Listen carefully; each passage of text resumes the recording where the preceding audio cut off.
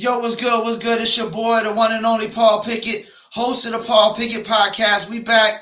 This is episode 116. We got our second guest officially on the podcast. We're going to do hip-hop talk today. We're going to skip past the sports and all that. Before we bring in my guest, don't forget this podcast is sponsored by Promo Palace LLC at promopalace.biz. If you need online marketing promotions for your product, your brand, or your service, please check out promopalace.biz. You see us scrolling down below. Get marketing promotions at promopalace.biz. We're going to plug in our other sponsor real quick, New Litter Apparel at newlitter.com. If you're a dog lover, you're a cat lover, you're an animal lover, if you're an animal rights activist, then you need to check out newlitter.com. We got t-shirts, hoodies, sweatshirts with dogs and cats on them, and we got some with business slogans too. And last but not least, for shizzle, do you dizzle, I dizzle. I got dizzle in my cup right now. As you see, this is the Paul Pickett Podcast mug cup. You know how we do. And we brought to bring my man in right now, Mr. Jones. This is how we do. Wow. Oh, snap. This is real. What's good, Jones? Welcome to the Paul Pickett Podcast. Yours truly with the one and only Paul Pickett. We call this place a.k.a. Triple P, a.k.a. the Common Sense Podcast. Your source for music, sports, politics, world events, and more. But today we're going to do the Hip Hop 101 special with my man, Mr. Jones. What's good, Jones? ALP, I just got to say this. For anybody that's been tuning in to you, for anybody that does business with you, man, you're a great brother, man. You're a great brother. Appreciate that. I remember, we go back to the trailer park. Leisure living days, man. Indeed. Leisure living. Musical Court, Lyric Lane. They don't know about that. Indeed.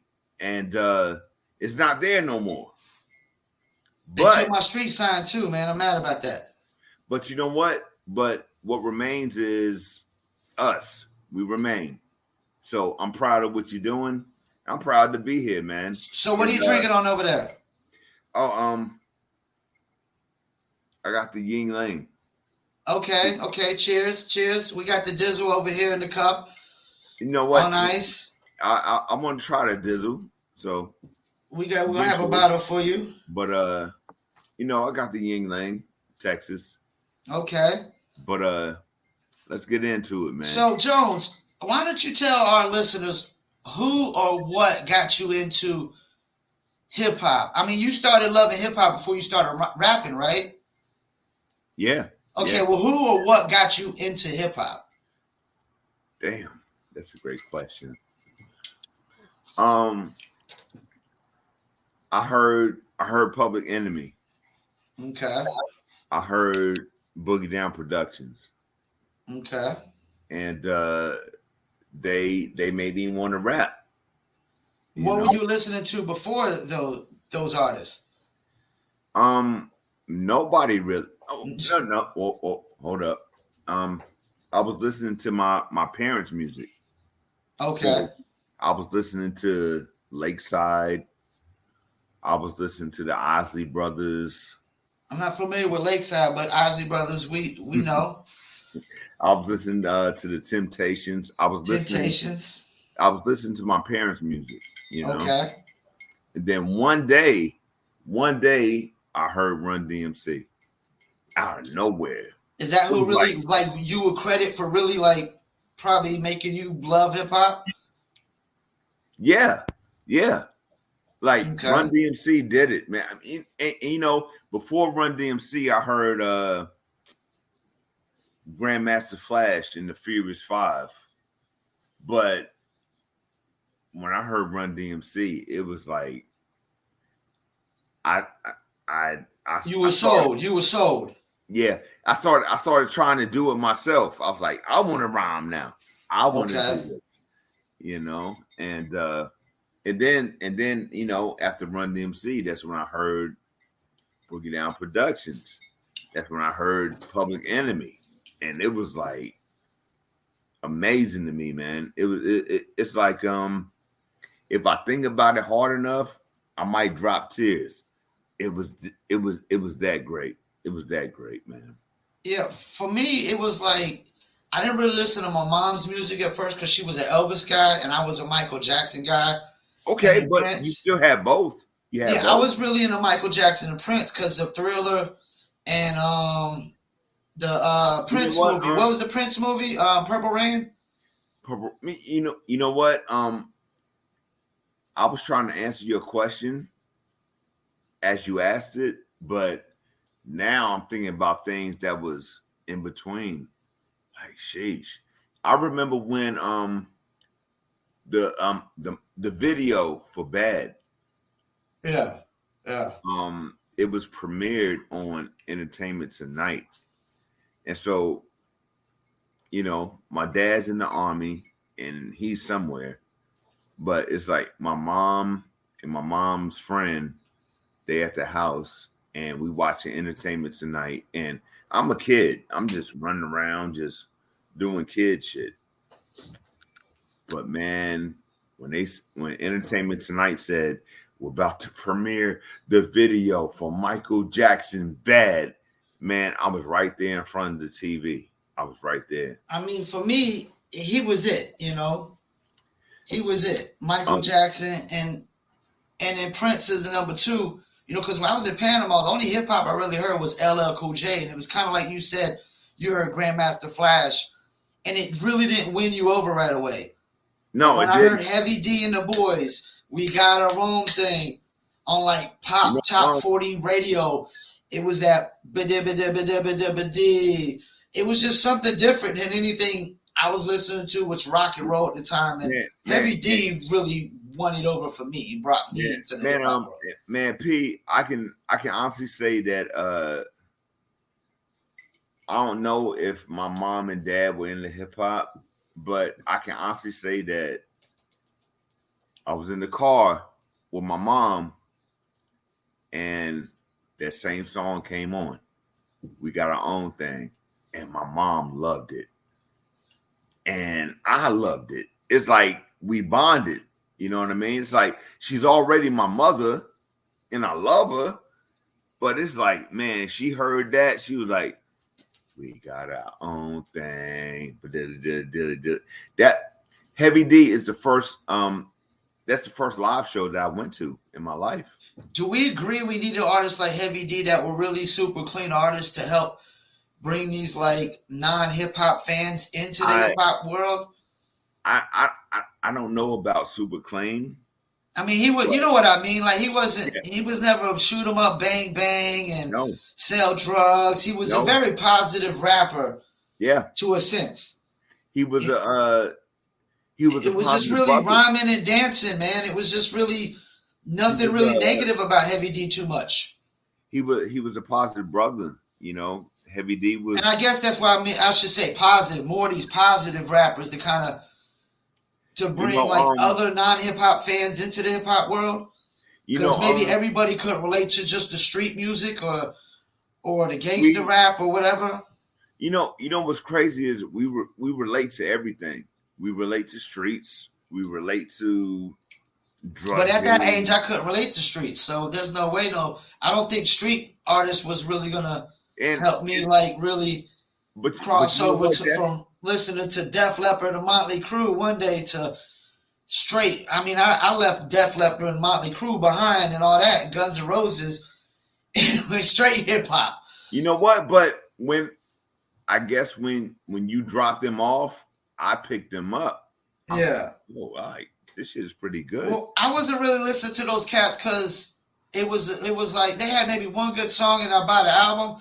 But hip hop was really when I started liking whole albums, the whole body of work. Like I would be like, whoa, like it wasn't just a single. You get to the album, you be like, whoa, even the album is great. But most of the rock joints, it was like they had the single. I get to the album, and I wasn't really a fanatic, a fan. Like I think about how I'm a fanatic now of certain artists. You know, I think you bring up you brought up a great subject. Just because you like a single, it doesn't mean that you're gonna like the album. You know, it just happens like that. You know, sometimes people have a real good song, But now let me ask you this. You don't like the rest of the shit though. Is it harder for you to become a fanatic of an artist if you only like the single and you don't like the album?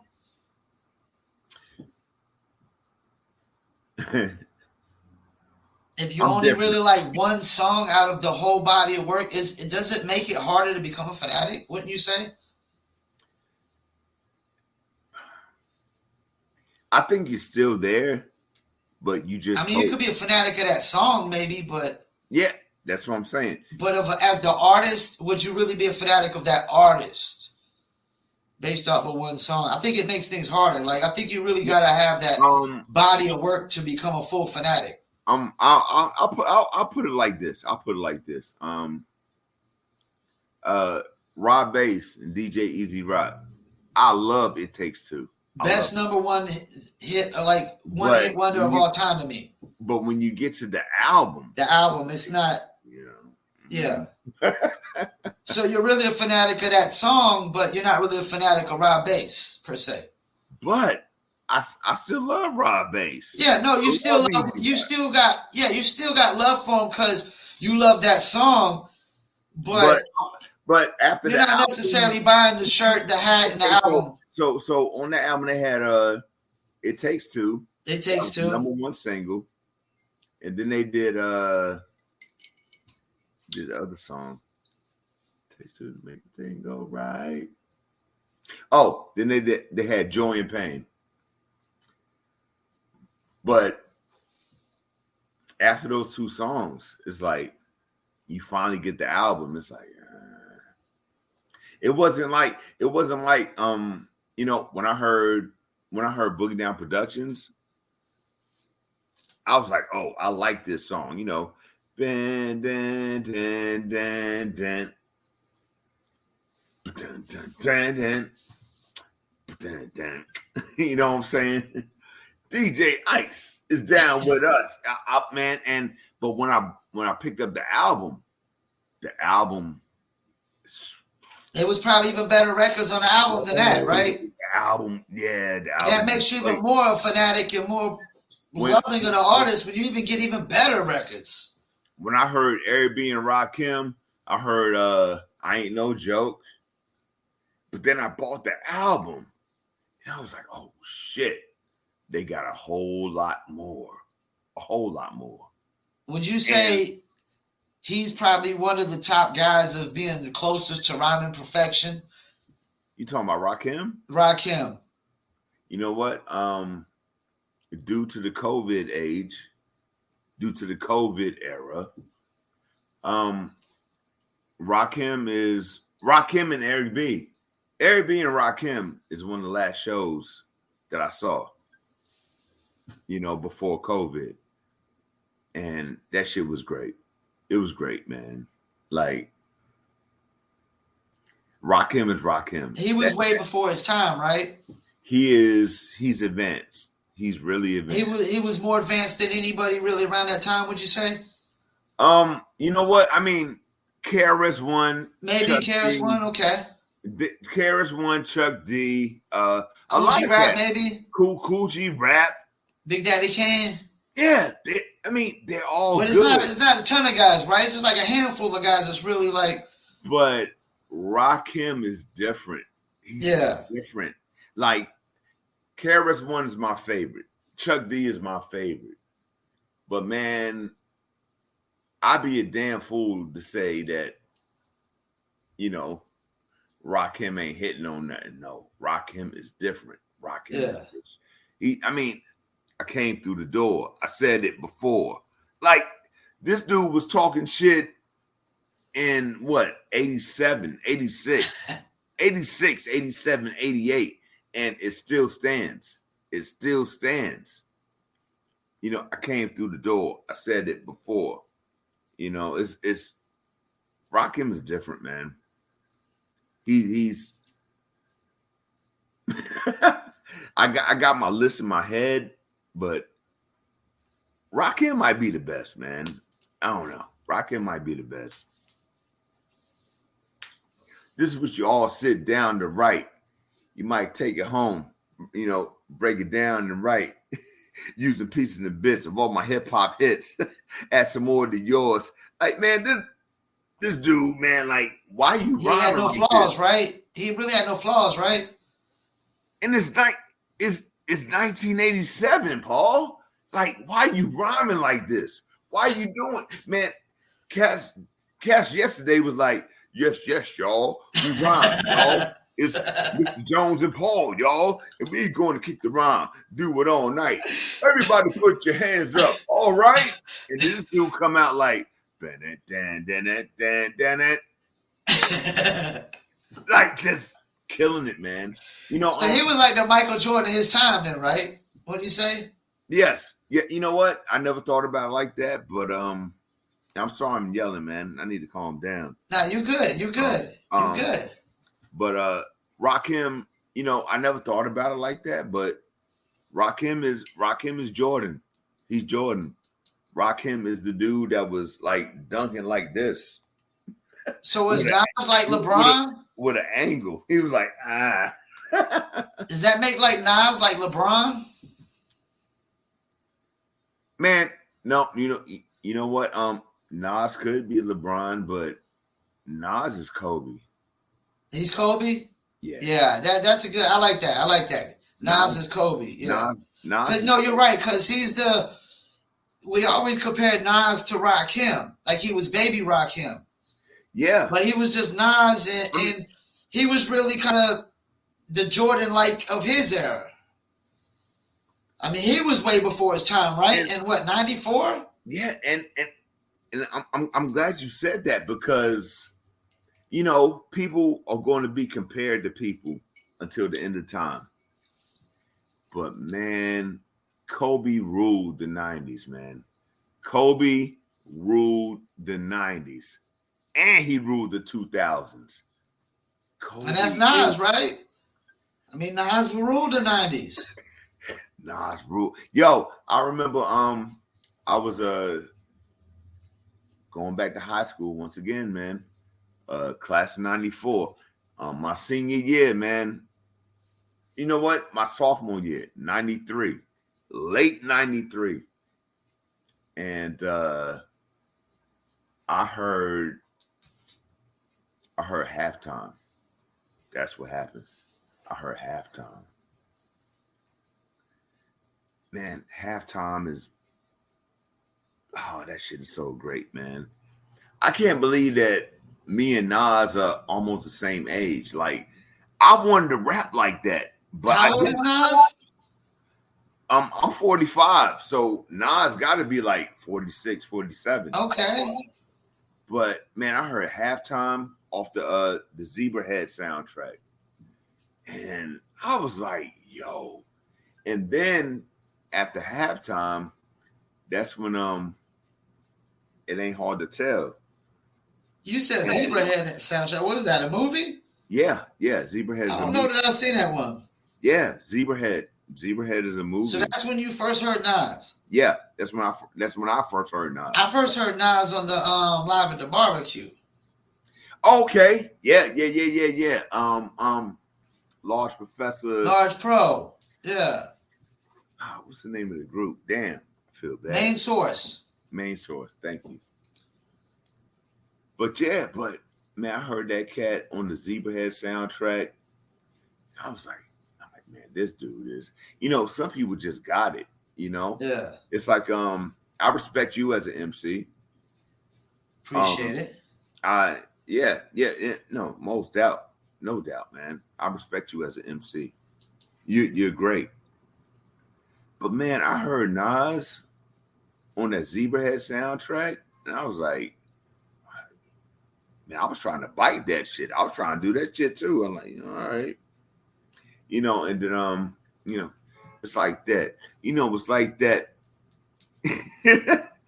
You know what I'm saying? Since I take the mic back, he was just Nas just got something about himself, man. It's just even from day one, from 93, 94, and then he dropped the album. My favorite Nas song is Represent. That's my favorite song. Okay.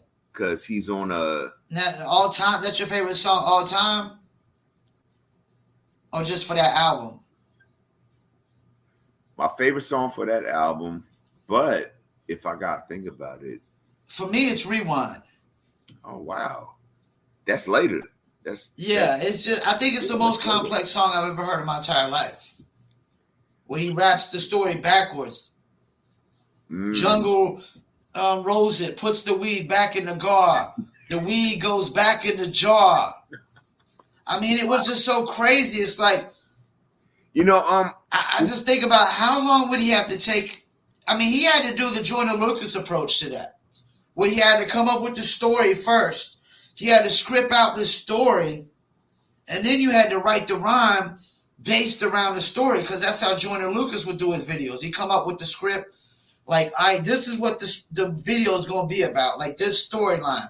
And then I'm going to write the music based around the story, like the Will video, which I still think to this day is probably the most innovative, creative, and what's the other word I'm looking for? You already said innovative. But I forgot the word. I don't know the word I'm looking for, but it's one of the greatest videos I've ever seen. You know, it just really is, because he always scripts everything and then he writes it. That's how Nas had to do Rewind. He had to come up with his story. Well, she walks in, say, "Ooh, me kiss," put a bra back on the tits, bob the head, spit a nut back on my dick. It was like, whoa. Everything's going Everything's back. in reverse, and you sitting there trying to. And I seen a music video this guy made.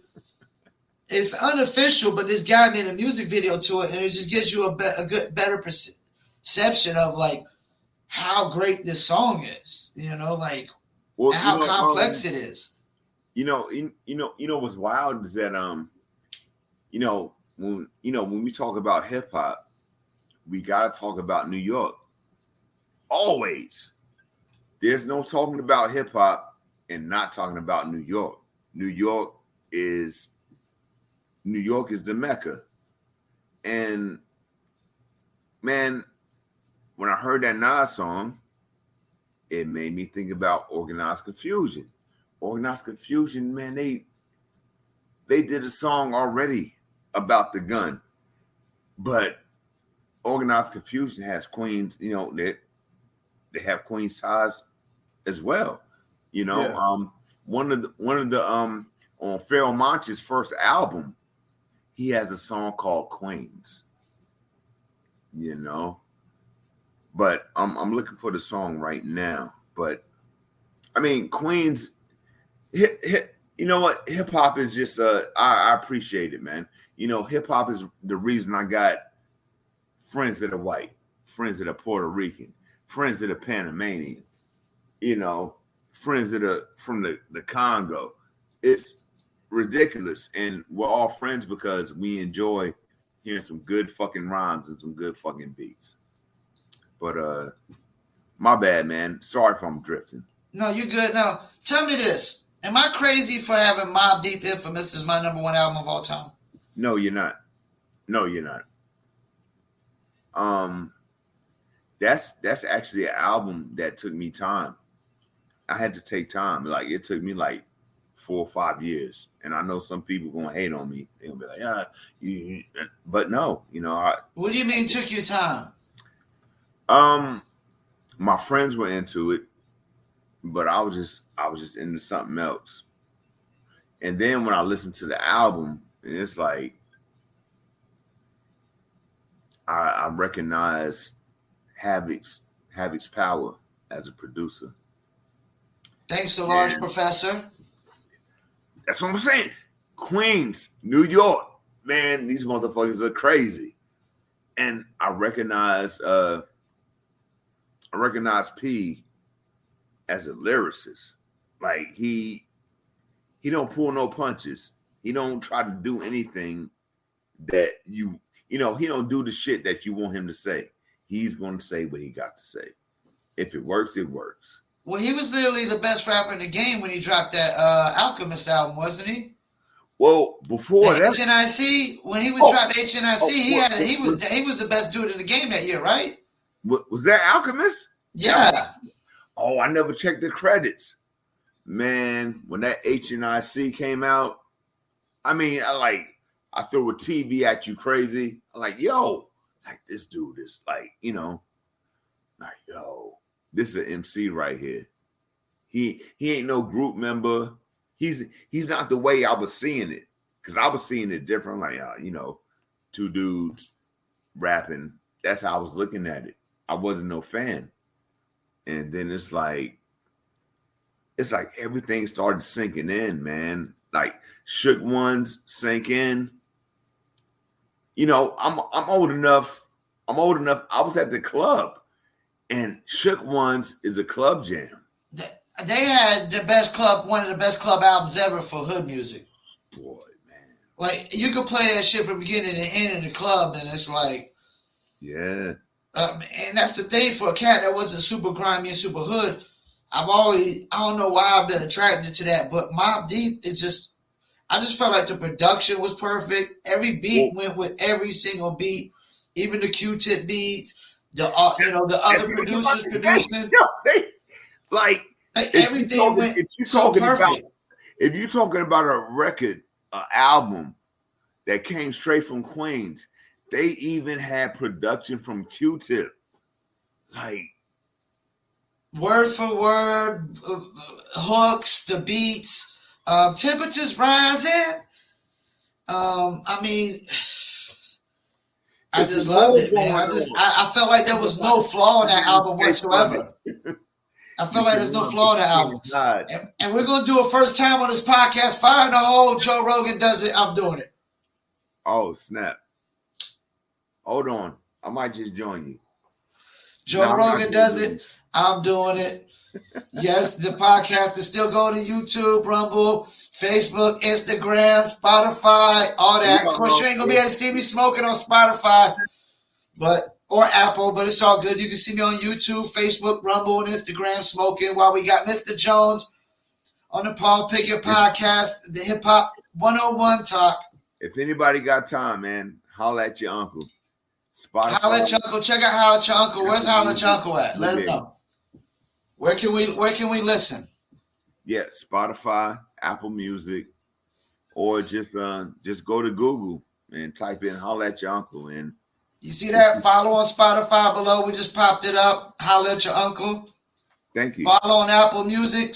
Hey, I appreciate that. Holla at your uncle. Check him out. That's Holla at your uncle. HOLLA at uncle, right? Your uncle. Yeah, indeed. It's not HOLLER, just so y'all know. It's HOLLA. Holla at your uncle.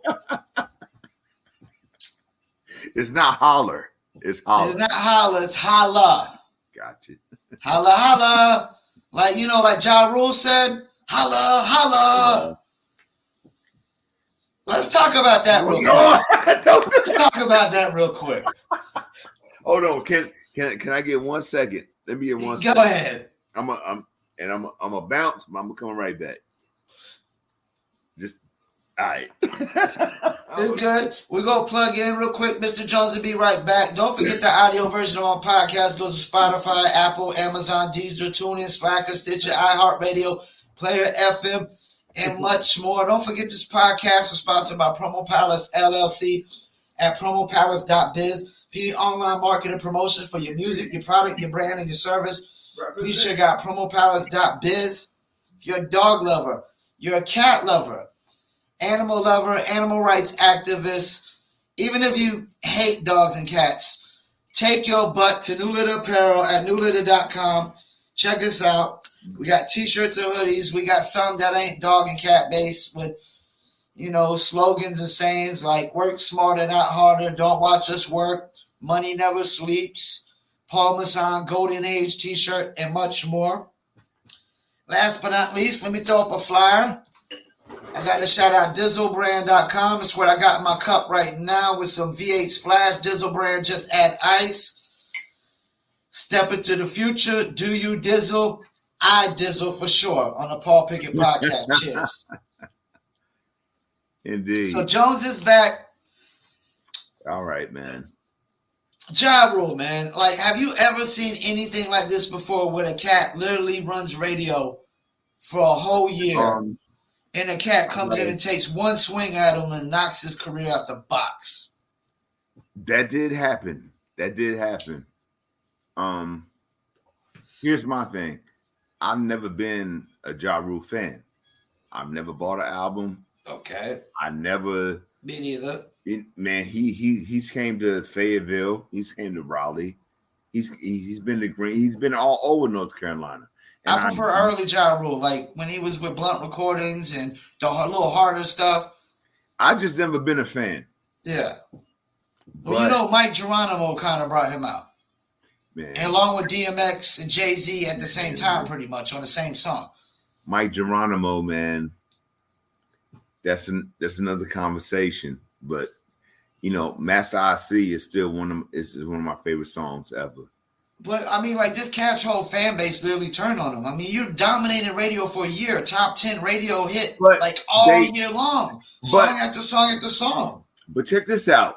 I'm not a fan. I never had one of his albums. I never bought one of them. But he still is here. Man, anywhere Ja Rule goes to, people are going to show up. It's going to happen.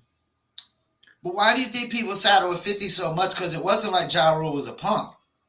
Because 50 is, compared to Ja Rule, in my opinion, 50 is a better MC. He's a better rapper. Okay.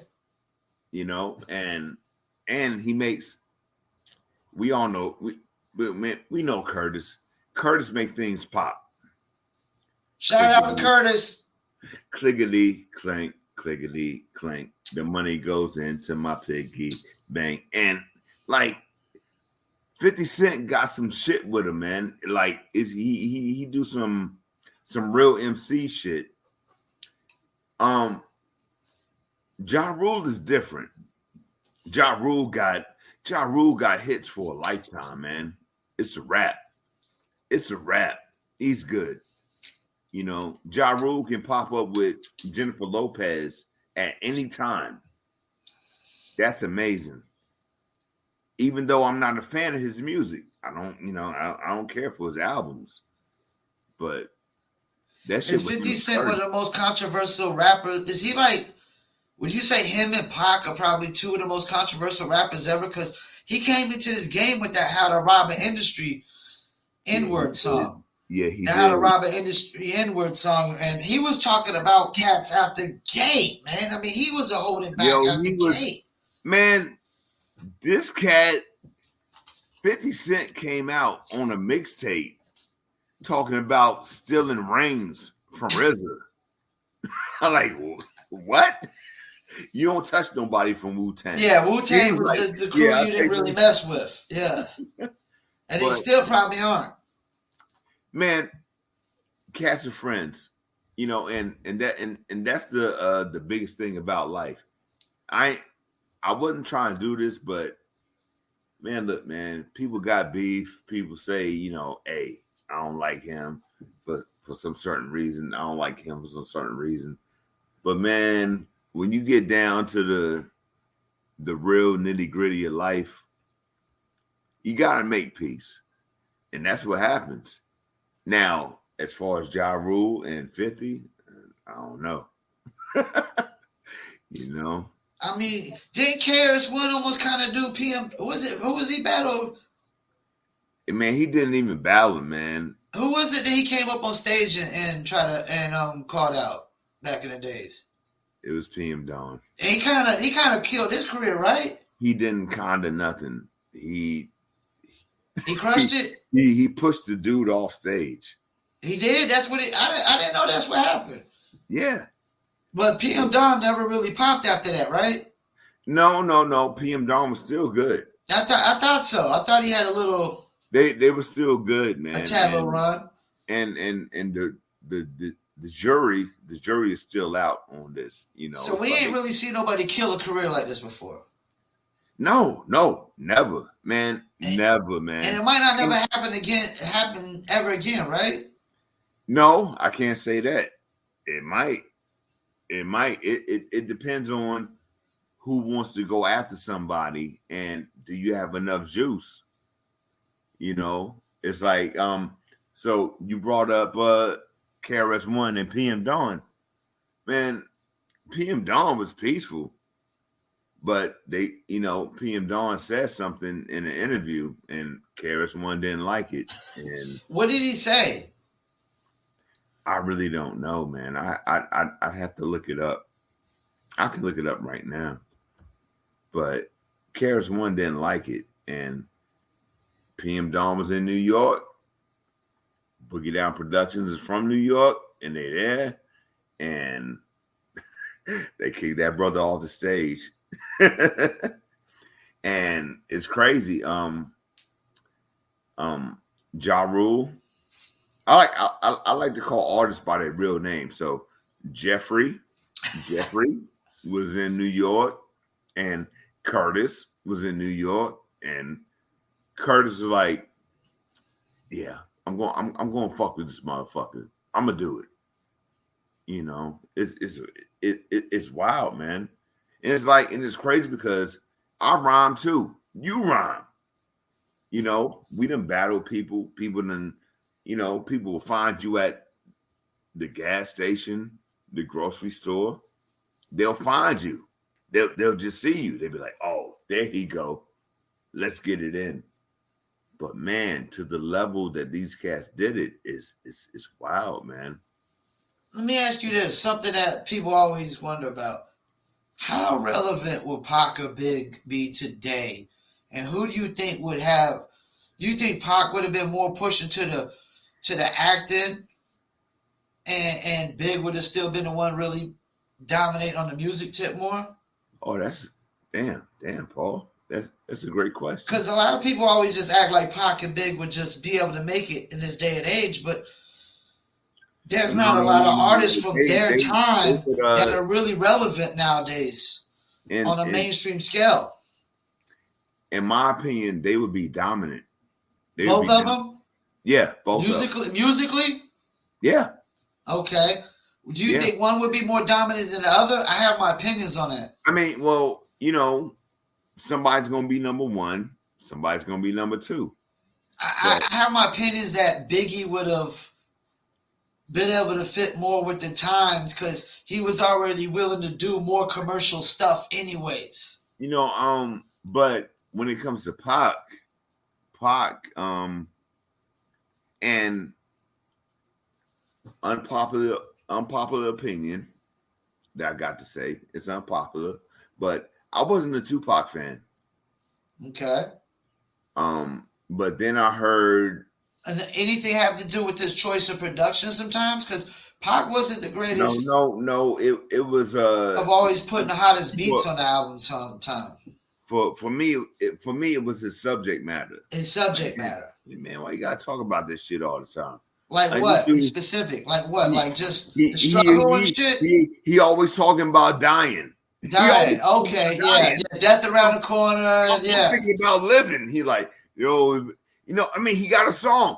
And as young as he was too, it's like yeah, man. He had a song called "If I Die Tonight," and I love that. Death song. Around the corner and all this stuff. Yeah. So, and what do you think? Do you think he really knew that how controversial he was? It might have was. No, because I heard Charles Barkley say something today about him retiring from, because Charles Barkley retired from the TNT, and he said, "I'm closer to death than I am to life," and made me think like, damn, I'm 42 years old. I'm almost at that halfway point where I could feel like I know where Charles Barkley's coming from. Do you think Tupac felt that way early in life because of that's the controversy and whatnot? That's what I'm saying, Paul. Man, he felt like he was closer to death than life? I mean, depending on how you're living. I mean, but all due respect, look at Biggie's album, Ready to Die. But check out Biggie's Ready to Die. album. His last album was called what? Life After Death. Yes. But yes. do we know that was going to be the title before he died though? Or do we know that the title after he died that way? His last. That's the thing. We don't know that he actually had it titled that before he died though. His last interview was with Joe Claire on Rap City, and he said he was going to title it Life After Death. And he said, and he was happy. Man, I never seen Big smile so much. He was talking about his daughters. He was talking about his kids. He wanted to live. And it didn't happen that way. And you know what, man, just since you brought it up, I know we didn't answer the question that you asked a few minutes ago, but man, when Big got murdered, I cried. I was like, wow. That was my first time. Like, I never thought about rappers that I listened to dying. So you wasn't a fan of KRS when Skylar Rock died? And it didn't really impact you then, though, really. Yeah, I was 5-6 years old. Because he was like, okay, because he was like the first rapper. When you actually look at when Skylar Rock died to when like Tupac and Biggie died, it was only like a handful of cats. And after that, it's accelerated, and these deaths in hip hop accelerated like crazy. When I heard Boogie Down Productions' first album, Scott LaRock had already passed or got murdered. So I was just a kid. I wasn't fully invested yet. Okay, yeah, I get that. No, you was too young. And Biggie was old enough. For me, I know this is gonna sound crazy. Biggie and Pac, I was old enough, man. I was like, Pac is dead? Damn. And then it was like, I remember my sister told me. I was looking at TV, and my sister, she came from the hallway, and she was like, Biggie is dead. I'm like, what are you talking about? Nah, Biggie ain't dead.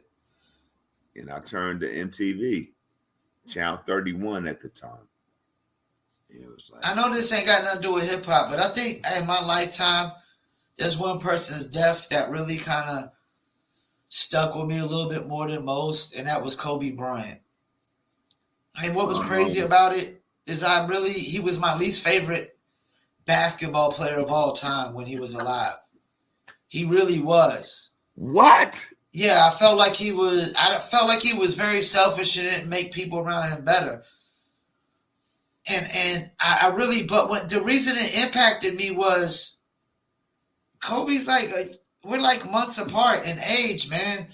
And I thought about all that he achieved and accomplished in the NBA, and then what he was going to do afterwards. Like he already won like an Emmy or an Oscar for his little thing, right? So I was sitting there thinking about all he accomplished, and then I realized I haven't accomplished shit.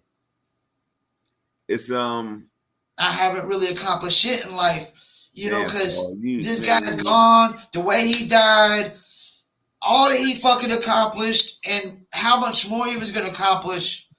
And I was like, damn, I really haven't accomplished shit, man. And Kobe's death really impacted me. And now I've grown to love him a lot more and respect him a lot more. And anything I felt about him when he was in the league, I just like, screw it, because Kobe was a great dude, man. He was a great dude. I can't believe you brought this up, and I can't believe how much it touches me. It was so good to see Kobe at the Lakers game, and he's sitting there with his daughter. That's the Kobe I remember, It's not, this dude done put up, man, he done did all the points. He did it all. Man, he killed the NBA. He killed him. Yeah. Kobe is a great player. He is one of the greatest to ever jump on the court. But those last 3-4 years, and they be like, there's Kobe Bryant with his daughter watching the game. I'm like, man, look at Kobe being a dad. Look at Kobe being a husband. You know, Kobe made mistakes. He made mistakes. Even though I do have my. But he made his mistake. Man, we all make mistakes, man. I promise you, man. I don't want nobody to air me out. Please don't do it. You know? Please. While we on basketball, let me ask you this, man. All right, cool. What's your opinion about Charlotte Hornets and LaMelo Ball, man? Well, I mean, do we got something here, man? Do we got a guy that could possibly win us a championship if we put the right pieces around him? Have you ever been this excited about Charlotte? When's the last time you've been this excited about Charlotte Hornets basketball? I kind of want to go out the limb and say it was Larry Johnson, Alonzo Mourning, and Muggsy Bogues, and Del Curry. That's what I'm saying, man. Don't take my words. The last time I've been this excited was Larry Johnson, Alonzo Mourning, Muggsy at point, Del Curry, and whoever else we had. And I'm gonna be honest. I've been mad at Michael Jordan. I'm like, Mike, what you doing? What are you doing? Like, Adam Morrison. The Charlotte Hornets have had some of the best players in the game, and then they get traded. And I'm just sitting here at the crib like, man, you traded him? You sent him over there, and guess what? Every player that gets traded, they end up in the playoffs with another team. I'm like, Mike, what are you doing? Mike, what are you doing? Man, look, man. Piece to the ball, fam. Let me ask you this. I know Larry Johnson was the number one pick. But is LaMelo the biggest pick we've ever had in our history of the Charlotte Hornets? Not just counting like wins and losses, impact on the court, man. I mean, this kid is a superstar, yo. Man, he's a superstar, yo. He got the car matches the outfit, yo. I mean, what the hell? As far as, first of all, as far as the number in the draft pick, he was like number 3. Thumbs up. Now the production is out. Did you think he was going to be this good? I did not think. I did not think he was going to be the leader of the team. He is number 1. Like, there's other teams out there that want him. So I hope Michael Jordan, the CEO, man, do right by this kid, man. I'm going to tell you how I knew he was going to be special. Put a team around him. Put a team around him, man. Let me tell you how I knew he was going to be special. I saw some footage overseas, right? When he was in Australia. Mm-hmm. His passing was like shit you don't see. He was doing things you don't just see. He doing shit like this, like. Yeah, he was just, the passing was amazing, right? And it wasn't so much the scoring. I was just the passing. And then he grew to 6'7". And I was like, whoa, this is going to be dangerous. And his dad was right, man. I mean, we got to give LeVar. We got to give LeVar ball props, man. We got to shout out LeVar Ball on the Paul Pickett podcast right now. Look, Pops was talking and talking. Yeah, my boys. You're my boys. Like, shut up, Dad. Shut up. Yeah, we just get mad as hell, right? We like, shut the hell up. Yeah. And he was right, though. He was right. I mean, because Lonzo look at Chicago Bulls this year. Man, Lonzo was a true baller, man. True baller. He's humble. He's a pass-first guy. He's not no take over the game score guy. Yeah. He's not no good baller at the local gym. He's not no good baller at the local basketball court around the corner. No, Lonzo was good. And now, check this out. Like, Lonzo got drafted over De'Aaron Fox, right? And there was people saying De'Aaron Fox should have got picked over Lonzo. Right now, though, what does that look like based on what De'Aaron Fox is doing for the Kings and what Lonzo and the Bulls are doing? It looks like sometimes people they want to rush the situation. They're not patient enough with the process. You know what? I'm not mad. I'm not mad at Dad for being confident in his sons. I'm not mad at. Do we need more dads like that? Indeed. Is he like just a rarity? I mean, have you seen another Lonzo Ball like that? No. Do we need more dads? I mean, we need more dads to come out and hype their sons up super heavy like that, right? Or even if they got one son, just hype them up like he said he was the next Steph Curry, the next like this guy said it. Like put all three of our boys on the team and they'll win a championship. This cat had his children's back. He's like, no, my sons are the dopest. And guess what? 2 of them are right there in the league. It is hard. Mike could still make it because he's a shooter. He's a shooter. Mike could still make it. I'm not even talking about that. Yeah. But it's hard to get into the league. No, it is. You got to be real good just to sit on the bench. You got to be good. And then you get to you really on the court. You really starting. Oh, shit. It's real shit. It's real. So this is our opportunity right now. Like we really got in the next few years, we have to really make all the perfect moves and perfect decisions. We got to draft right. We got to make our trades right. I mean, look, I do not want the younger Ball to leave Charlotte, man. He's not going to stay if we don't bring a winner. We can get the ring, Paul. I think we can, man. We can be in downtown Charlotte celebrating. I know it. I see it. Like this dude is good.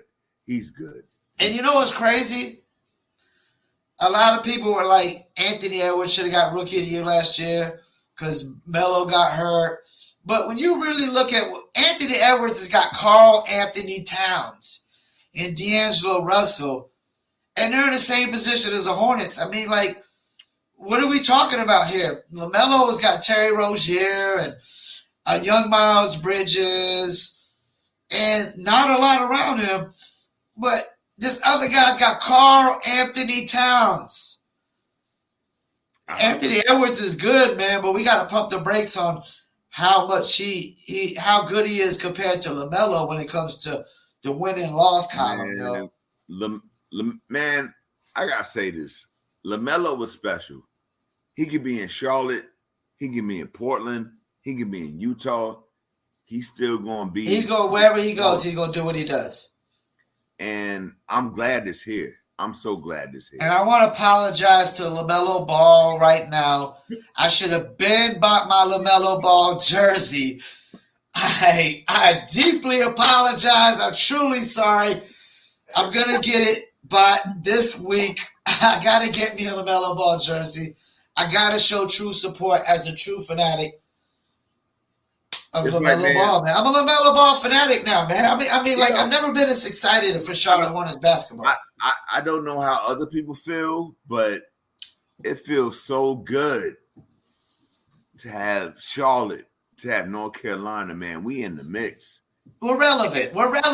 Yeah. We're relevant. We're much watched much watched TV, man. You got Melo doing alley-oops through the leg to this Bridges. Dude is doing pass. He's like, to you, bomb. He just, and then somebody catches it and dunks. I'm like, oh snap, that's what y'all doing. All right. I'm not so I'm not so mad at Michael Jordan no more. We're gonna switch back to a little bit of hip hop. I want to ask you. We're gonna get into these top 2. I know you ain't got all day, but we get to these top duos of all time in hip hop. I'm gonna list some names, man. I want you to tell me some names that you kind of just throw up on the top up there. We got Outkast. Duos? You talking about duos? Duos, yeah. We got Outkast, Mobb Deep. And they got some duos that are actually rapper DJ duos. We're gonna throw those into. Okay. Eric B. and Rakim, Method Man, Redman, Gangstar, EPMD, Black Star, Run the Jewels, Clips. I can see how smooth. Okay. That's the top 10. That's the top 10 right now on this ranker list. Would you agree with this list, or was anything you would change? Who would you say, would you put Outkast as the number 1 duo?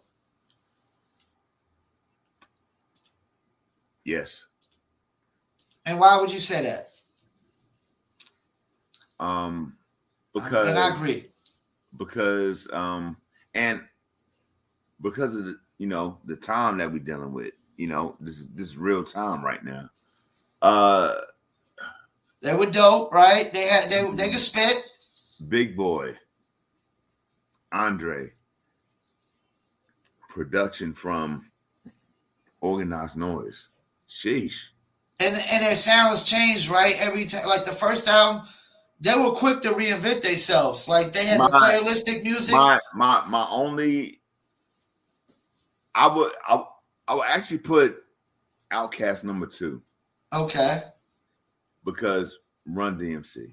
Okay. Just because Run DMC. So you count them as a duo. That's funny because when they were on the trio list, I counted them as a duo too. I counted them as a duo too on the trio list. But they got Jam Master Jay. But I didn't count him in because he didn't rap. That's the thing. That's how I was looking at it. Right. Okay. So duo. But I can agree with that. I could kind of go with that. They were kind of a duo to me because, it was all about the rappers, man. It wasn't ever really always about the DJs, man. It was about the MCs, man. The that was always the face of the groups, man. The DJ is important though. Like it is. Jam Master Jay was really the character of Run DMC. Even with it's not a trio, but DJ Jazzy Jeff and Fresh Prince. Yeah. But Jeff held it down. Jeff was controlling the beats. First to start doing transforming, let's throw that out there. Paul, you know about that? Yeah, hip hop historian, baby. First to start doing transforming. Just throw that out there for your hip hop heads. Incredible. So it's definitely a big part of hip hop because you're the first to do something. But let's go back to your question. A trio. Well, we was on duos. Oh, duos. Okay. Like P-Rock, CL Smooth, Clips, Run the Jewels, Black Star, EPMD, Gangstar, Method Man, Redman, Eric B. and Rakim, Mobb Deep, Outkast. So you got Run DMC. So historically, it's almost DOS Effects. It's almost EPMD. No, EPMD. That's for me.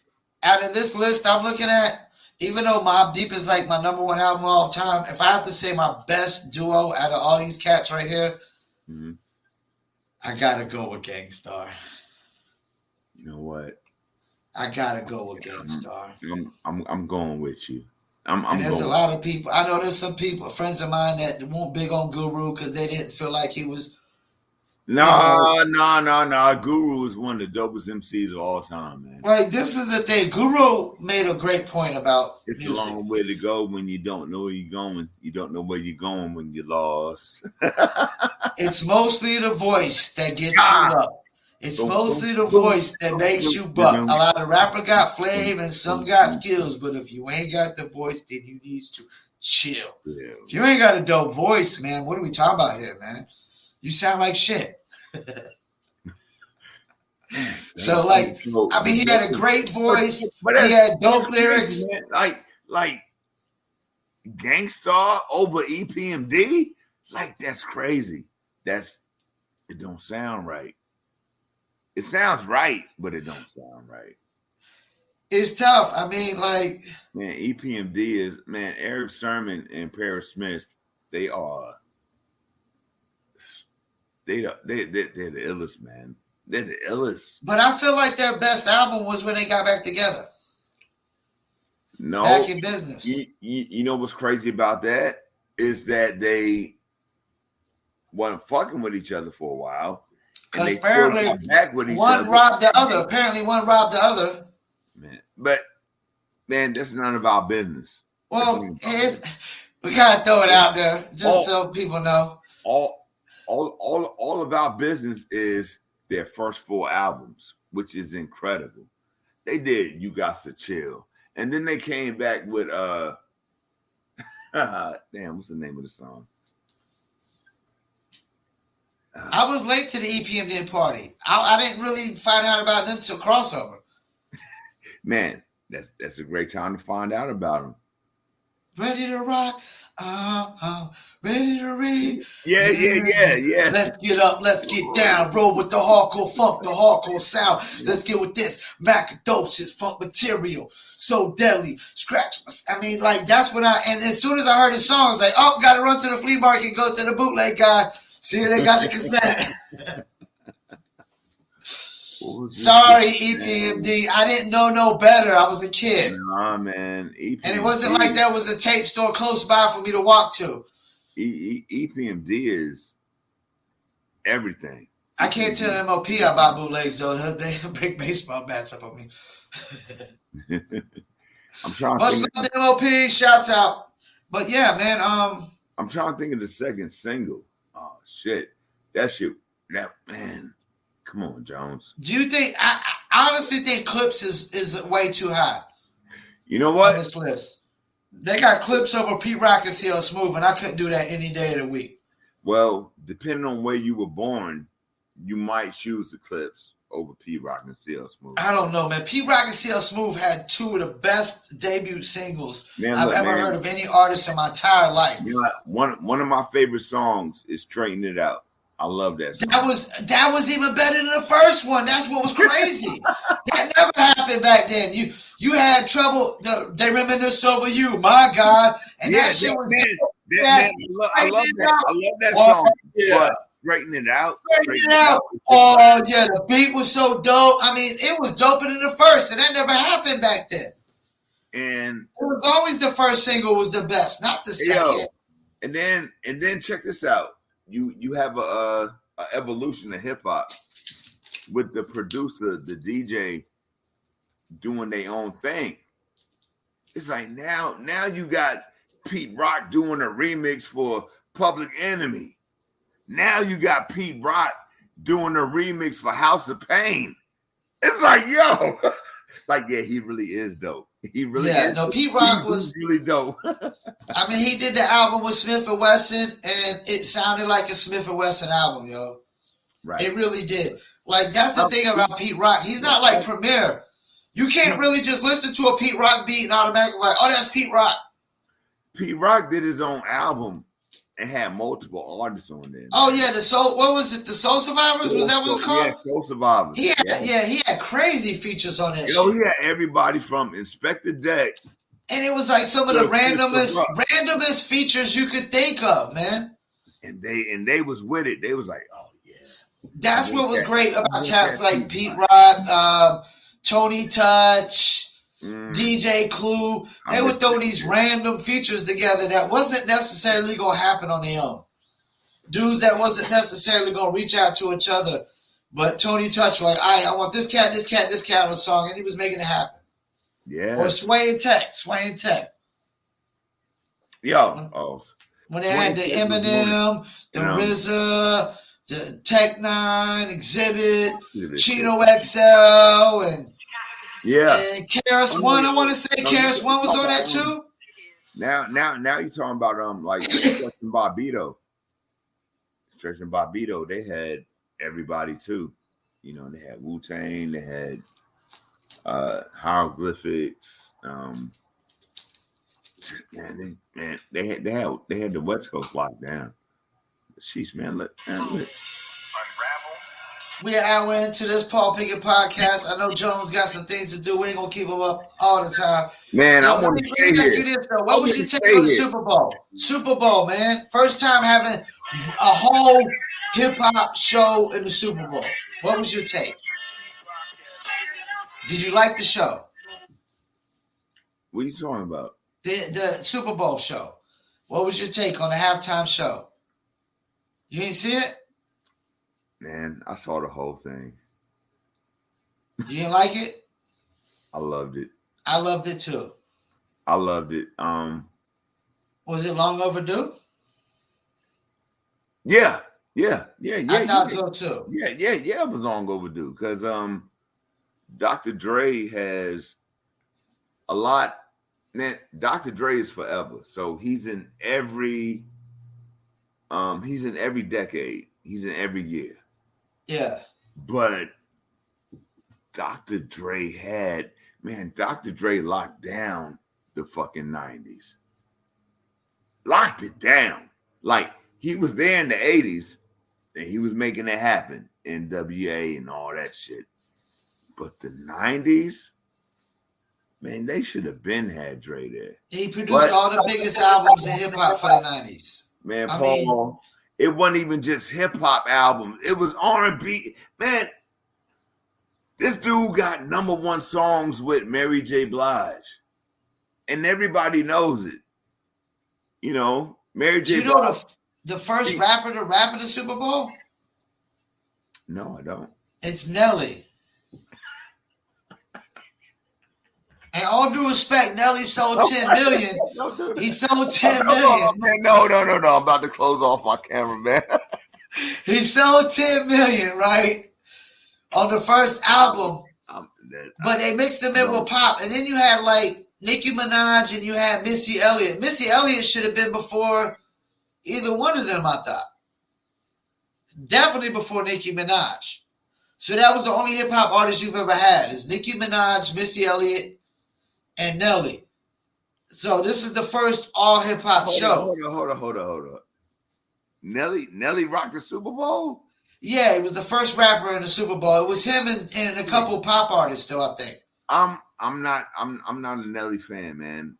I'm not either, but we have to admit that Nelly. No, because I hear where you're going. I'm not going to bow down. I'm not going to kiss the ring. But I'm just. He had one of the best debuts ever. He did. Man, he sold 10 million on the first album. I mean, I didn't know it at the time. I didn't realize how big he was at the time. But yeah, I think it was long overdue. I loved the show. I didn't even notice Eminem kneeled when he kneeled. So when people made a big deal about it, I didn't even notice it. It wasn't a big deal to me. I was like, God damn, Eminem is at the Super Bowl rapping. How far, because as a person that raps, it's like, how far do you get with rapping? This shit is incredible. He should have been on there, right? Long time ago, right? Eminem? But you're dealing with companies, you're dealing with corporations. So, you're dealing with what they're thinking about. Man, I was like, man, Dr. Dre? I'm like, Mary J. Blige? I'm like, yo. And a 50 Cent come in and we didn't know about it. And I didn't know 50 was going. I didn't know nobody was know. Going to be there. And then, And Kendrick. We forgot about Kendrick. Kendrick did so great. Yes. So great. Great. Love Kendrick Lamar. He did so great. Especially, I don't think nobody seen that brother in 2 years? And this is what he come outside to do? Like, yeah, I'm gonna do this. But seeing Marshall doing one of his, this song is not gonna die. This song is in the future already. This song is in the year 3050 already. And you know why I think they picked the perfect group? It's because of Snoop. Who don't like Snoop, man? Who don't like Uncle Snoop, man? Everybody love Uncle Snoop. White folks love Uncle Snoop, man. Stop it. Martha Stewart love Uncle Snoop, man. Stop it. Man. He be on TV with Martha. Yeah, who don't love Snoop, 5 days man? Out the week. Screw if he's up there crip walking and whatnot. Everybody loves Snoop, man. That's right. This is my thing, man. I know they ain't gonna do hip hop for a while again, but just one more year, just let the Wu-Tang Clan do next year, and then we ain't gotta have hip hop for a while. We'll be all right. Just let the Wu-Tang Clan do next year, and it would be amazing, man. Wouldn't you go crazy at that? That'd be big as hell, right? Oh, you know what? Check this out, Paul. I was looking at Eminem perform, and then my wife was like, "Is that Anderson .Paak on the drums?" Oh yeah, I saw that. That is. I was like, oh shit, right there. Yeah. Apparently, he works with Dr. Dre though. Anderson .Paak is from California. He's I forget what part. He's one of my favorite musicians out right now. He's from Oxnard. He's the man, yo. He is the man. Him and Bruno Mars, Number one music group on the planet. Me and Shan, we went to go see J. Cole in Charlotte, and Anderson .Paak was the opening act, man. I was like, who is this dude singing, rapping, and playing the drums? And my wife was like, that's Anderson .Paak. Like, word, that's him. Sheesh. Doing everything. This dude know how to do everything, man. He's one of a kind right now, man. One of a kind. Like, you don't see, that's the thing, man. Like, let's talk about this, the state of the music business and hip hop in general right now. Okay. Like, you don't see too many talented artists, even in the hip hop world, like Anderson .Paak right now. Mm-mm. I mean, do you think this sound is going, how long you think this sound is going to stay? It's going to change because the nature of the industry. Is it going to change back or forward to something else, do you think? That's a tough question because you can look at people like you can look at people like Anderson. You can look at people like man. I mean, to this day, one of my favorite artists is D'Angelo. So okay. I can see things moving forward with like the funk and soul, but man, what's making money right now is I'm gonna remain them, I'm gonna remain them, I'm gonna remain, wanna remain, wanna remain them, I'm gonna remain them. You know, it's like that's where they at right now. Do you blame? Let me ask you this: do you blame the high price, like overcharging for samples, as part of the reason why these dudes are coming out with all these basic beats nowadays? Because, man, if you try to go get a sample from somebody nowadays, I mean, they're trying to charge you an arm, a leg, a kidney, and a liver.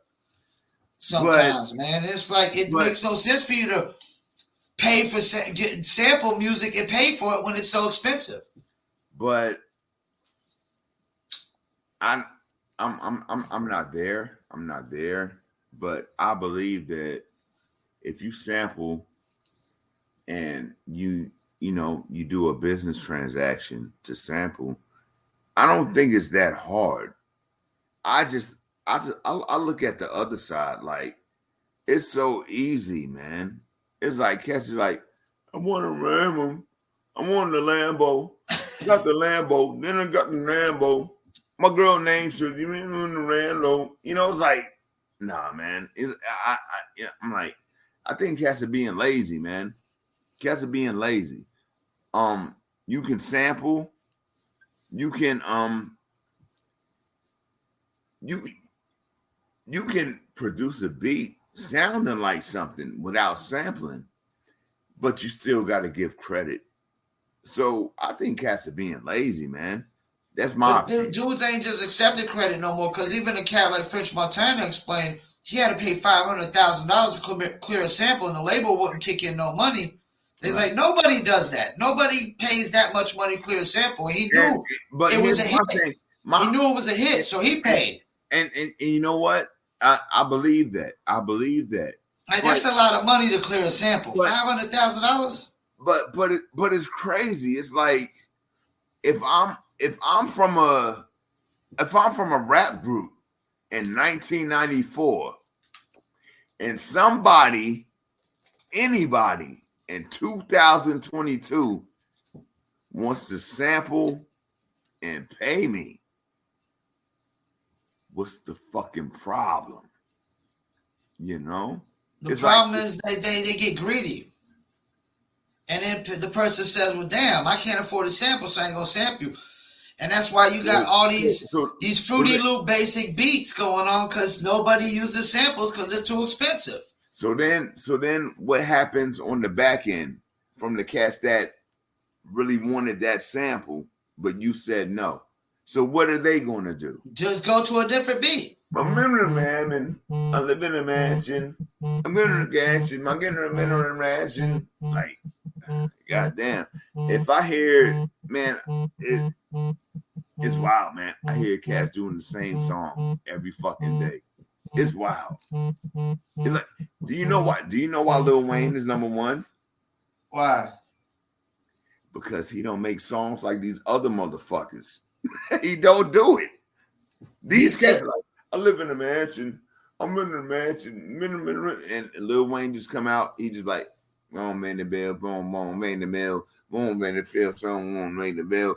Pick up the phone, man. I'm on the phone. Man, I'm in the zone. And it's like, yeah, go get it, Wayne. Let me ask you this: do you blame any specific artist for other artists like doing stuff like that? I would never blame an artist. So you wouldn't like you don't think some artists just made it like this is how I always felt like when a cat like Soulja Boy came out.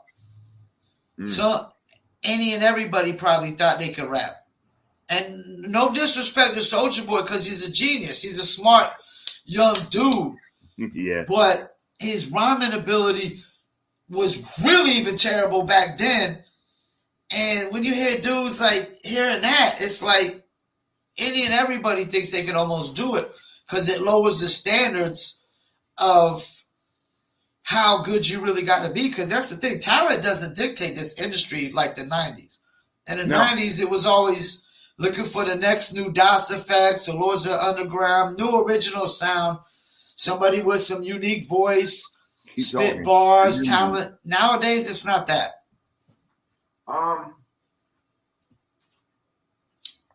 It's interesting. It's real interesting.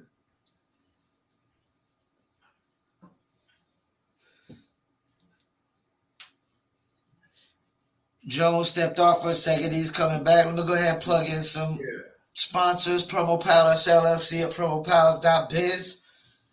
New Litter Apparel at newlitter.com and dizzlebrand.com. And there goes Jones. He's back. Yeah, man. Give me a job, man. Jeez. I hate my 9 to 5. But I mean, you don't think like dudes might think it's so easier nowadays when you hear some simple cats come out and anybody could think they could do it? You know, man, it's real in my area. When I think about it, it's complex. You know, it's like you really can't blame the artist for trying to make money. Okay, and so in my head, I look at the industry. I look at the cats that are paying the money. But a cat like Soulja Boy made it without the industry. He came up with his own style. And he used deceptive marketing, they said. Like you would go and it'd be like Eminem featuring Busta Rhymes and it's a Soulja Boy track. I mean, I like hearing cats that be like, you know, super lyrical, criminal. That's what I like. But this dude came out, he was like, Superman that hoe. And people was like, yeah. Now, do you honestly believe that the radio made it a hit? Like people, you know, when people try to say the radio plays it so much that it automatically becomes a hit, but he blew up on the internet. So I'll give that 50%. Yeah, like when you blow up on the internet, it's kind of hard to say that the radio just you playing it all the time made it the hit. I'll give it 50%. Because people had to react. People had to react when you blow up online. But the other side is you got to be the one that makes that shit. So, you know. And it was a dance record too, all due respect. Dance records are always usually hits. Like actual dances. I mean, check it out. You know, like me, I'm on the lyrical miracle. We kicking rhymes all day. We kick rhymes all day. That's where I'm at. But this dude, man, he did some shit that motherfuckers love that shit. They love it. And what am I going to do? I look at Soulja Boy in the same sense as I do Cupid. Man, you remember Cupid? Cupid Shuffle? Man. It was really the same thing. It was just a dance record. You know, when you come up with a dance record and a new dance, you can have a very potential hit record, man. Yeah. Come on, let's do the Jones. Everybody do the Jones. You know, like when we come up with the dance and we do the song, there's a potential that it can become a hit just because of the dance. Just because of the beat. Man, yo, check this out. You know, I'm sure I'm not telling nobody anything new, but that cat, what's his name? Vic? Who? VIC? He got the wobble song. Oh, okay. Wobble, baby, wobble, baby, wobble, baby. all right, man. This shit's trash. But guess what? Man, every 30 and up club I go to. No, Every house party I go to, they are doing the wobble, wobble, baby, wobble, baby, wobble, baby. Can we agree that part of the 90s? Yeah, we in there. Yeah. Like, oh God, like, this is what we doing tonight. Can we agree there's way more dancing than there was in the 90s nowadays, and that's always been a part of hip hop? The dance aspect? Dance is always a part of hip hop. Dance is always a part. I just don't appreciate all the parts of it. I get that. But like when I see like the baby do the bop record and he's got these dances in there and he's got the Jabberwockies. Yo, yeah. I'm like, yo, this is what hip hop has been missing and rap music has been missing. I'm gonna tell you, my favorite video from last year is Run the Jewels. Who was in that list I named, the top 10 duos? Oh, wow, you did do that. But my favorite video, my favorite song from last year is Run the Jewels, and it's featuring Greg Nice. And that video is so beautiful, man. It's like, it's cats dancing and shit. They doing moves that I can't do. But they rhyming so good, and they got Greg Nice. You know, it's like... I'm glad you brought this up, this Run the Jewels. Because this is where I'm about to go with this. Where you about to go, my brother? Where you going? Doesn't more old school artists or 90s era artists need to follow the lead of a Run the Jewels and be like, you know, because they're like, think about it. That's the name of LP came out with a group called Company Flow, who I was not super big on, but they had a very unorthodox sound. I was big on them. A very unorthodox sound. And I know there was a lot of people big on them because their sound was way different. They probably changed the game. Guess what? They probably changed the game because they sound. They never went platinum. They never went gold. It was Fun Crusher Plus or something like that. Was that's the first album. Yes, sir. Yeah. Now you take a LP who was from a different stratosphere. Compared to us, he's from up top. And then you get a Killer Mike who comes out with T.I. and Bone Crusher. I ain't never scared. A crunk South rapper with Killer Mike won the Grammy. Up North cat. Yeah. And they form a group together and it reboosts and rejuvenates both of their careers. Mm-hmm. When they said Killer Mike and LP are forming the group, it was like the most oddball thing you ever heard. I was like, yeah. It was like an oddball thing you ever heard. Most oddball thing you ever heard. Killer Mike and LP. I was like, yeah, do that shit. They can do it. I know they can do it. And not only did they do it, they created a diehard fan base doing it. Wow. And rejuvenated both of their careers. And reinvented both of their careers. Because I think more old schoolers need to follow that path. Like, certain this solo artist need to try to team up with this solo artist and put an album out.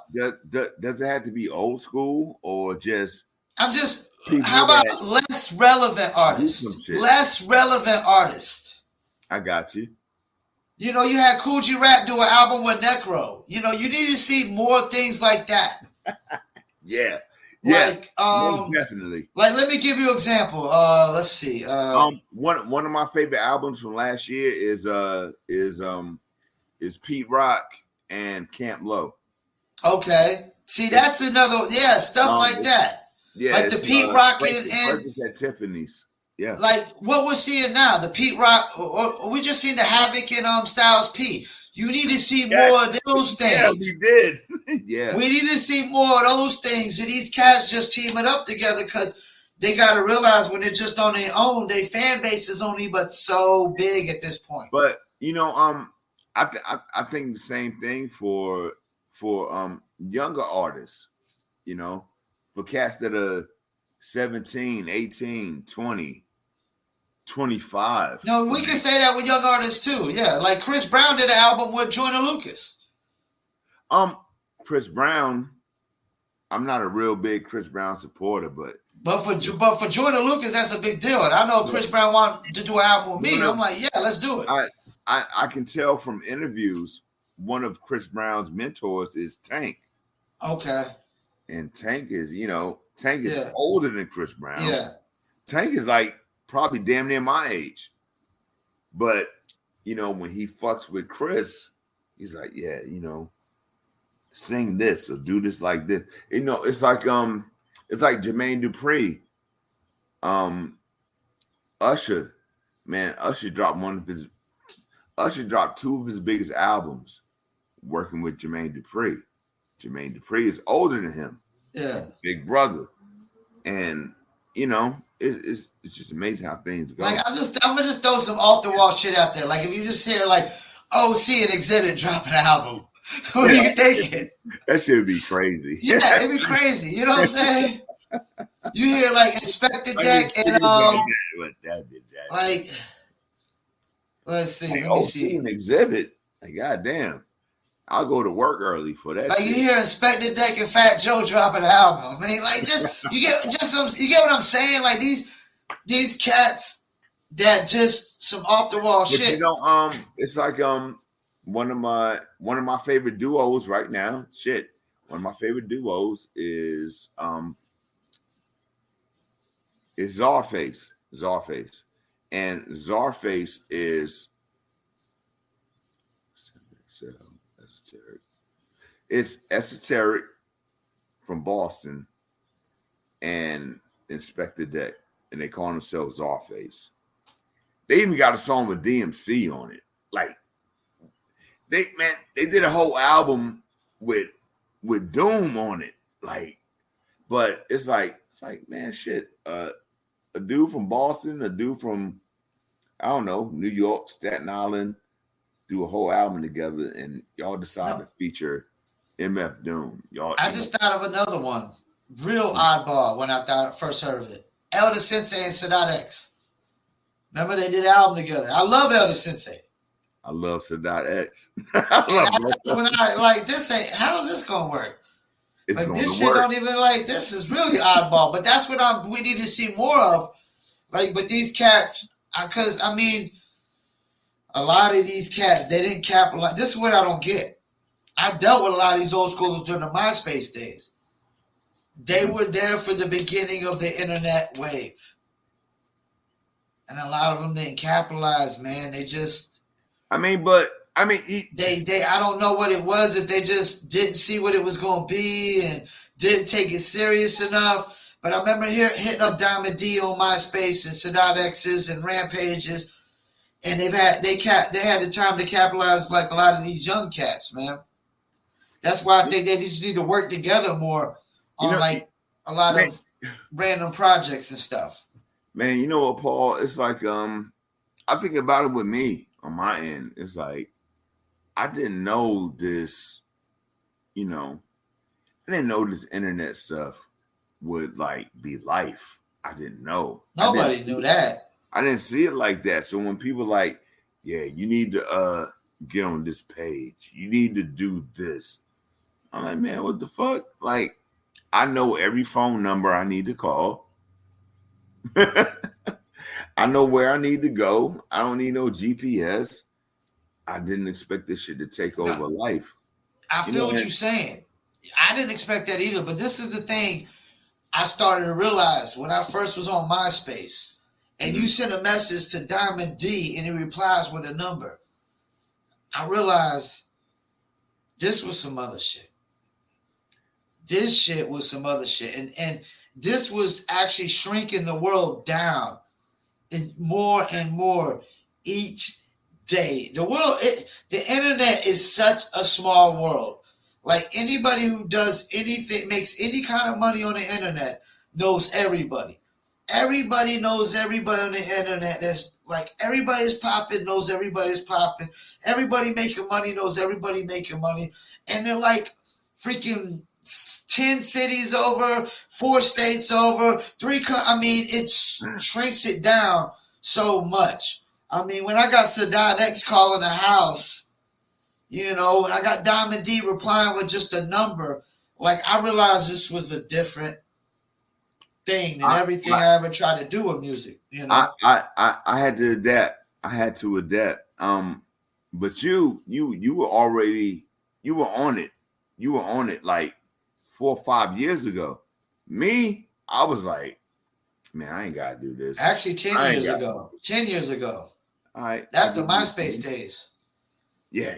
That's when I jumped on. You know, my cousins, my second cousins, my cousin's children, they was like, you ain't got MySpace? I'm like, what's MySpace? I was like, oh shit. Like, we online? Like, oh, you know, throw some music up there, meet some people. Like, wow, I didn't know this was going on. So there's still there's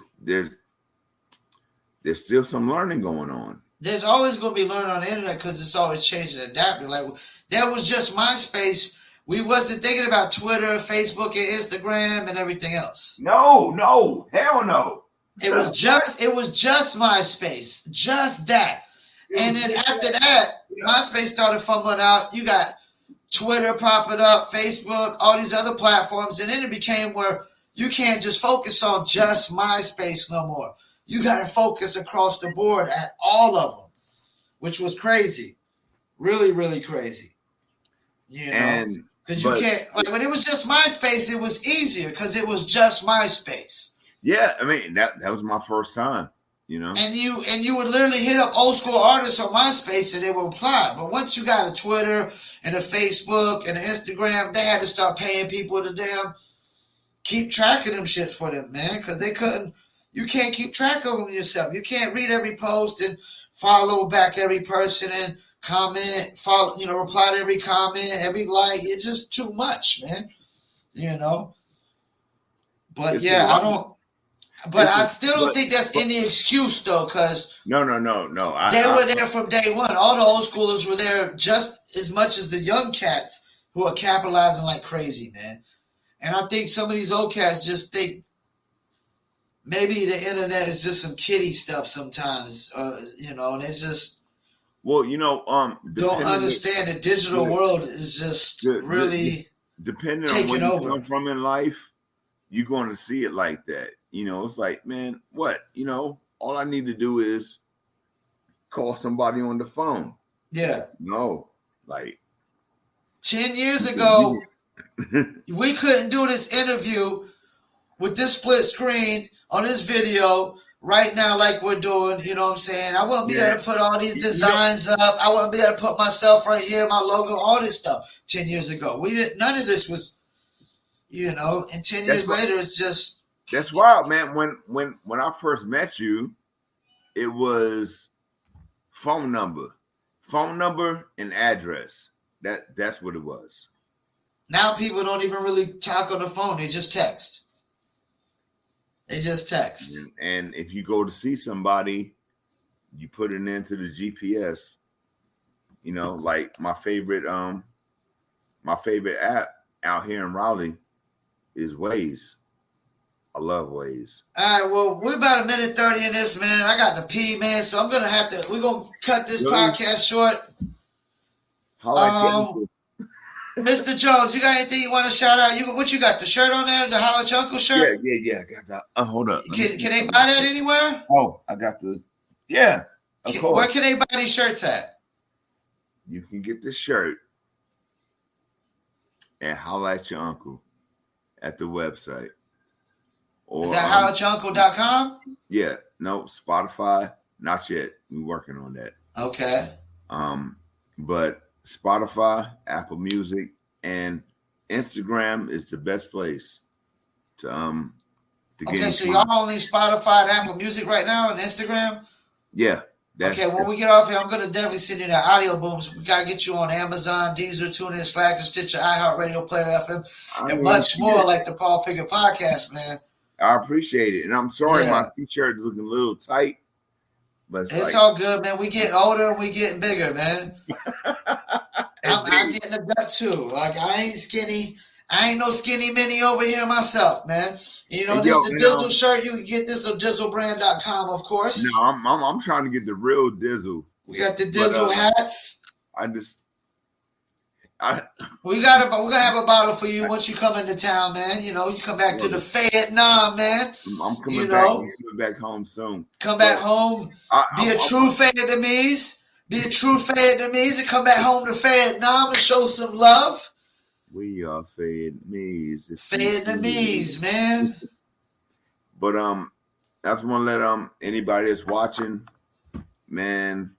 You got you want to follow you on Twitter, Facebook, or anything specific? Nah. They don't have to do that. Just what's your Instagram again? Holla at your uncle. Just holla at your uncle. So Instagram.com/holla at your uncle. Yes. Spotify, Apple Music, and Instagram. And what y'all talking about on there? Like what kind of topics? We do the same thing that we just did right now. Y'all talk a lot of music and hip hop? Yeah. Man, we playing original beats. I got the Adobe Audition up now.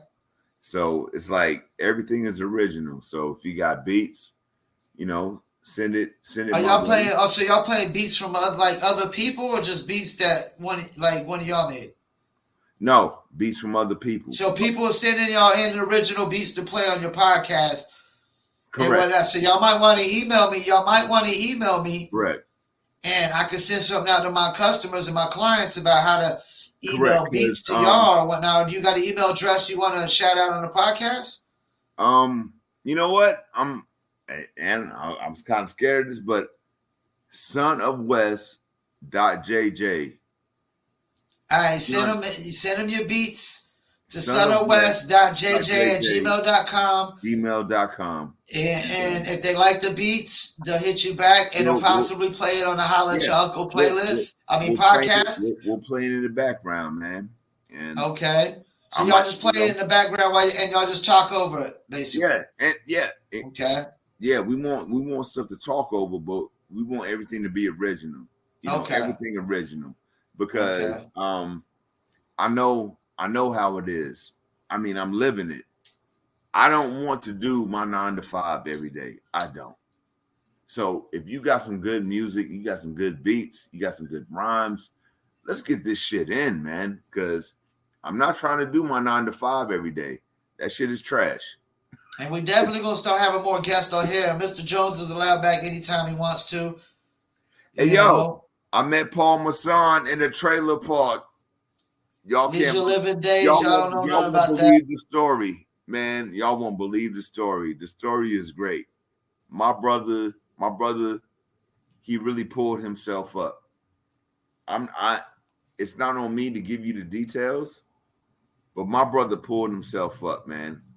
And I'm happy that this is my brother right here. Paul is official. And all right, you heard it first. We better cut this short. I gotta go pee before I pee on myself. Man, pee in the chair, man. You the boss. All right. I want to thank Jones for tuning in. Jones, peace. We out. Paul Pickett, PP. Peace. Peace. Yo, what's good? What's good? Yo, it's your boy Triple P. We about to call it quits on this episode 116. No need to shout out the sponsors. You know who all the sponsors is. Hope you enjoyed this episode.